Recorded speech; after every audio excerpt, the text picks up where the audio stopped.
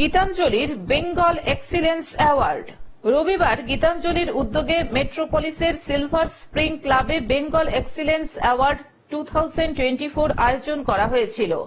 এই অনুষ্ঠানে গায়িকা উষা উত্থুপ, গায়ক গৌতম ঘোষ, ফুটবলার গৌতম সরকার, নৃত্যশিল্পী তনুশ্রী শঙ্কর, শিক্ষাবিদ শ্যামলাল গাঙ্গুলি, চিকিৎসক অমিতাভ চন্দ্র, প্রকৃতি ফটোগ্রাফার অনুপম হালদার, স্বর্ণ ব্যবসায়ী অলোক কুমার আড্ডি এবং বাংলাদেশের সমাজকর্মী তরফদার মোহাম্মদ রাহুল আমিন বেঙ্গল এক্সিলেন্স অ্যাওয়ার্ডে ভূষিত হন।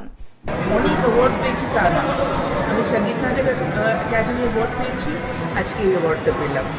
আর অ্যাক্টিংয়ে ডিএফজি অ্যাওয়ার্ড পেয়েছিলাম অনেক বছর আগে ভি শান্তারামজির কাছে। এই দুটো আমার কাছে মেজর অ্যাওয়ার্ড, সত্যি কথা বলতে।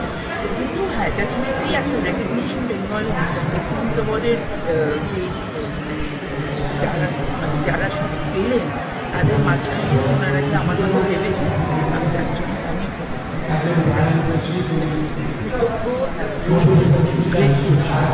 অনুষ্ঠানে গীতাঞ্জলির সম্পাদক সুব্রত সিনহা বলেন, বাংলার শিক্ষা, স্বাস্থ্য, ক্রীড়া ও সংস্কৃতির অঙ্গনকে সম্মানিত করা হয়েছে। না, মিস হয়নি, কোনটাই মিস হয়নি। অ্যাকচুয়াল আমরা এটা প্ল্যানিং করেছি 2 বছর অন্তর অন্তর করবার জন্য। এটা কেন মানে প্রতিটা অ্যাওয়ার্ড দেখবার খুঁজে বার করতে হবে কি বেঙ্গলের এক্সিলেন্স। যদি এক্সিলেন্সকে খুঁজে না পায় তাহলে অ্যাওয়ার্ডটা করবো কীভাবে? এই খোঁজটার জন্যেই একটু সময় লাগে। আর ওয়ার্ল্ড কাপও তো 4 বছর অন্তর, প্রত্যেক বছর তো হয়। তো কী আছে, লোকসভা ভোটও 5 বছর অন্তর, আমাদের অ্যাওয়ার্ড 2 বছর। এক্সিলেন্স অ্যাওয়ার্ড নিয়ে কি বলবেন, মানে কি ক্যাটাগরি বা কি ক্যাটাগরি? আমাদের এখানে সবাই, আপনারা দেখেছেন হয়তো কিছুদিন অ্যাওয়ার্ড দেখলেন যে ডাক্তার আছে, গায়ক আছে, অ্যাক্টার আছে, শিক্ষাবিদ আছে, সবাই আছে। মানে প্রতিটা সেগমেন্টে যারা, যেমন এন্টারপ্রেনিয়র আছে, এখানে ব্যবসা জগতের লোকও আছে।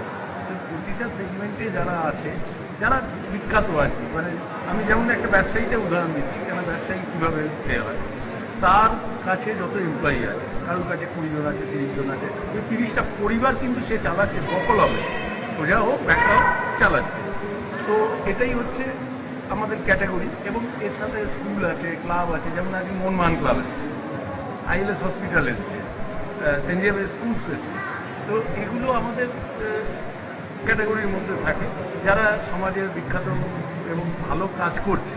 সেন্ট জেভিয়ার্স স্কুল এবছর best school of the year হয়েছে টাইমস অফ ইন্ডিয়া, তো তাকে দেওয়া হচ্ছে।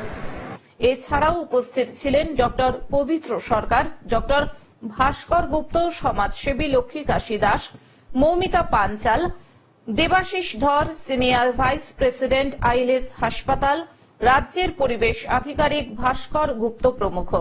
সতীনাথ মুখোপাধ্যায়ের সঞ্চালনায় এদিন মঞ্চে সঙ্গীত পরিবেশন করেন ঝুমকি সেন ও সুজয়, নৃত্য পরিবেশন করেন শৈলী মুখোপাধ্যায়। जैसे मैंने कहा पहले से मैं कह रही हूँ, नमस्कार, सत श्री अकाल से हमारे लिए हर एक अवार्ड बहुत बहुत क्योंकि I do believe that every award where you are recognize, जहाँ पर भी अप्रिसिएशन मिलता है उसी से प्रेरणा मिलती है हम लोग सबको टू डू बेटर।